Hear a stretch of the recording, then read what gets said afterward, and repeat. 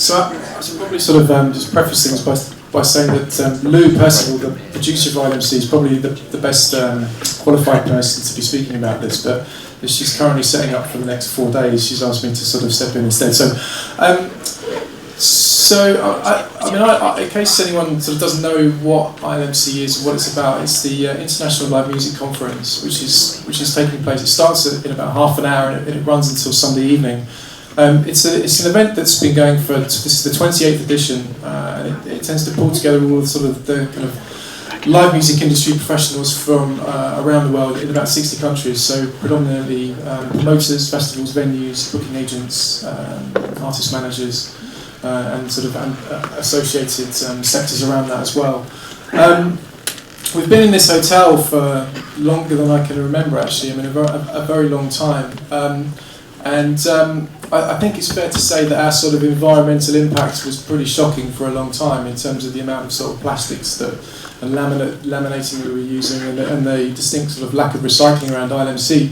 I took over ILMC 3 years ago, and so one of the first things I really wanted to do, just having sort of been, having sort of known Teresa and Julie's Bicycle and Ben and Claire at Green Festival, and a lot of those guys, is to actually sort of put some sort of environmental plan in place. And I think that, I mean, we're probably a long way behind where a lot of you guys are, but we're certainly sort of working on it.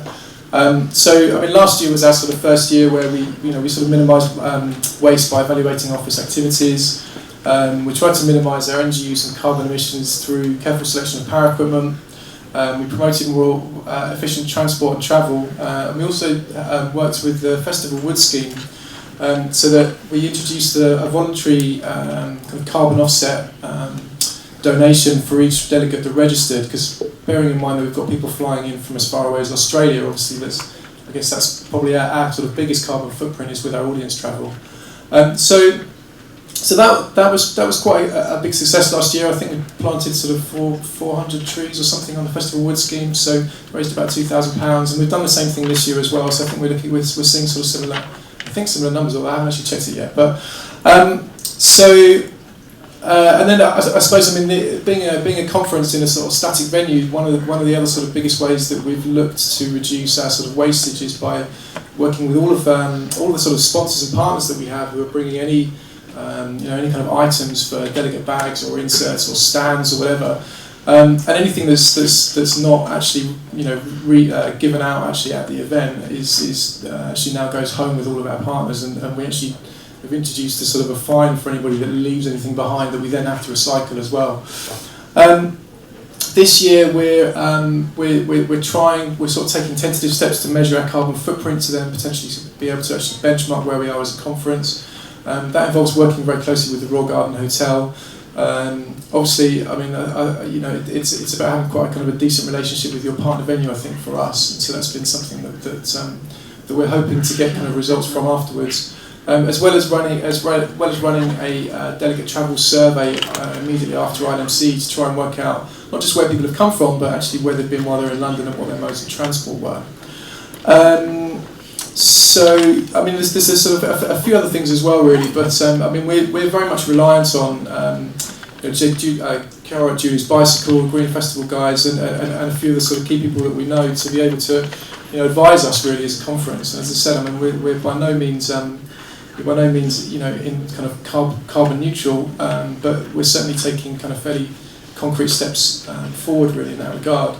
I mean, one of the other things I think with ILMC as well is that we've always championed this as a cause. I mean, back in the days when Julie's the first year that Julie's Bicycle was actually formed, and the whole kind of environmental issues came to the fore first. I mean, I was sort of champing at the bit. I remember it was the first year that I actually ever worked at ILMC on the agenda team, and I managed to convince the rest of the team and all the management that this was the single biggest topic in the entire live music industry, and it deserved a huge sort of room one session, which is 250-300 seats on a Saturday afternoon, and absolutely everybody was going to be there, and this is the worst thing possible because the planet's dying and it's going to affect everybody, and I think probably about 30 people came.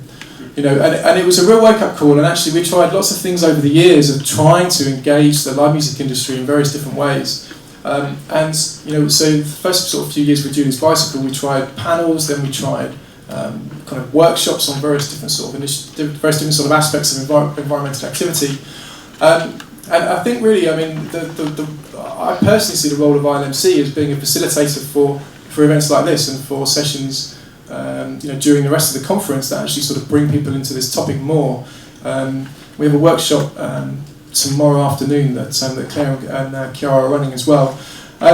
But I have to be honest, it's tough because really, I think there should be a lot more people here this afternoon than there actually are. But actually, the hardest thing is getting the industry to be engaged. So while I think on the one hand, in terms of what we're doing with ILMC, we're trying to sort of put our own house in order a little bit as much as we can. But equally, I think the biggest kind of way that we're really sort of trying to move forward is actually by providing the kind of platform for this sort of information exchange, really, as much as anything else.